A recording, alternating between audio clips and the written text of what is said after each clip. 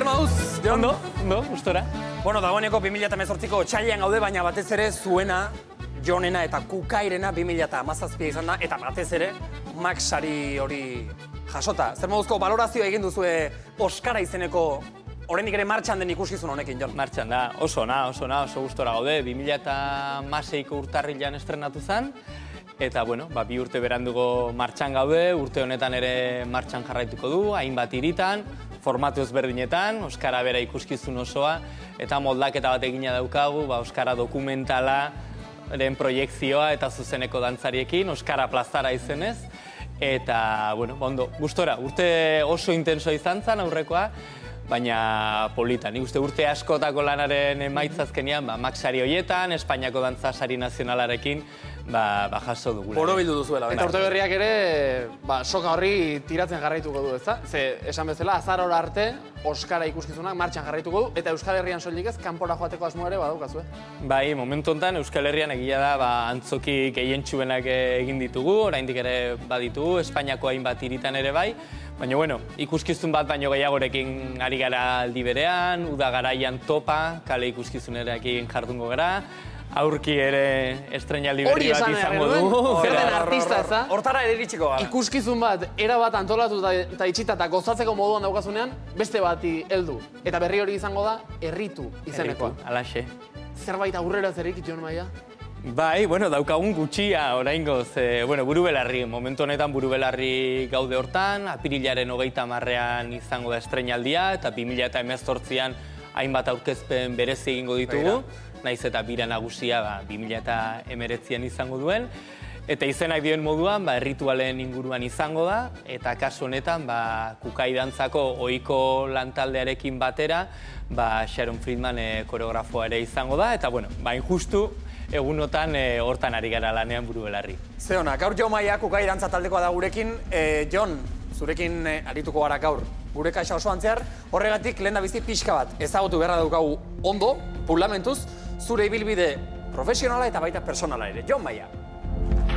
6 urterekin hasi zuen bere ibilbidea Jon Maiak Errenteriako Ereintza dantza taldean. Bertan ikasi zituen euskal dantzaren oinarriak eta horri esker 7 aldiz Euskadiko Gipuzkoar aurresku txapelketa irabazi zuen.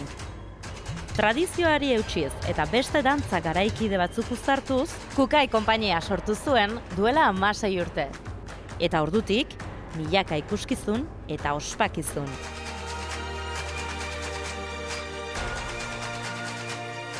Eta 2015ean dantza talde onenari Max saria lortu zuten. Kukai dantza!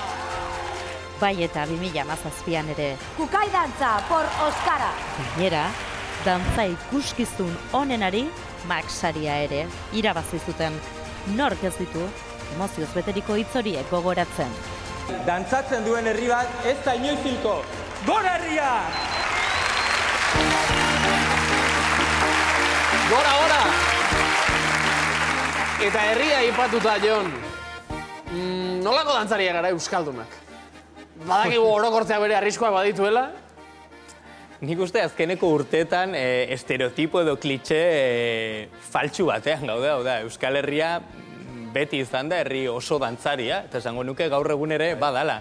Uste dut hor badaukagula blokeo txiki bat gaur egun gainean jartzen ari zaizkigun estereotipo horrekin, baina ez dut uste egia denik, eta ikustea besterik ez dago, zenbateko dantza mota eta zenbat jendek egiten duen dantza. Hain toki txikian. Hain leku txikian, beraz, uste dut, estereotipori gainetik kentzeko eta gure barrura begiratzeko garaiona dela. Ze ona. Zu 6 urterekin hasi zinen dantzan, Jon? Zuk txikitatik izan duzu garbi, haunditan ere dantzari izan nahi zenuela?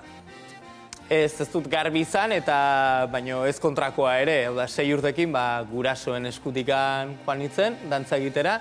Egia da oso hasieratikan, gustoko izan duan jarduera bat izan dela, lagun talde oso nahi izan dute inguruan baita ere beti, zentzu horretan, eta pixkanaka oso modu naturalean, urratsak emanez edo erabakiak hartuz edo gertakariak biziz, profesional izatraino eta 40 urte izatraino iritsi naizuela dantzan, eta inoiz ez dut planteatu ustea eta zergatik dantzan egiten dudan ere naturaltasunez bizi izan dut beti.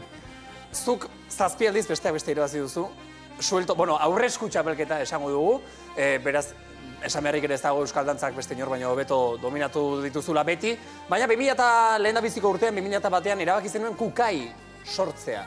Zer dela eta zergatik? Bueno, ordura arte ikasitako guzti hori, eta hain atsegin nuen eta dudan esparru guzti horrekin, bueno, banuen artxiki bat, iruditzen zitzaidan bertatikan abiatuta, saiakeraren bat egin, eta, bueno, bestelako bide batzutan saiakera egin zitekela. Egia da, baldintza askok topo egin zutela momentu horretan, ez? Gaur egun kukaikide ditudan dantzariei, momentu hortan ikasle nitun, eta horrelako luxuzko ikasleak izatez da ohikoa, beraz, bueno, abentura hura abiatzeko haiei proposatu eta segituan animatu ziren, nesatan ere aspaldiko lagunak erora ere bai, eta horrela izan abentura hau, eta, bueno, onaino ekarri gaitu eta bide honetan jarraitzen dugu. Kukaikideak eta dantzariak eta lagunak eta aipatu dituzu, anaia ere aipatu beharko genuke, ez da? Zer moduz anaiarekin lanean ari zarena edo? Bueno, zer esango ditzu ez zuei, ez da? Guk ere izan dezakegu iritzia, baina ez zuen kasua ere berdin da. Ondo, egia da, zentzu batean antzeko bidea izan dugula, bai ikasketetan, bai dantzari aurreko lanbidean, kazetaritza ikasketak egin baitugu bilek, eta, bueno, dantzan jardun izan gera biak beti, eta, bueno, kukaiko etapa honetan, eta aurretik ere dantza taldean ere bai, elkarrekin, eta ondo, nik uste ez dituzaren pertsona ondoan izatea, Halako parekotasun bat ere badago, ez da, bi anai jator, bi anai talentu dunak, noski, eta berean, iritsi direnak, bueno, desberdintasunak, baina hemen garritzen dugu.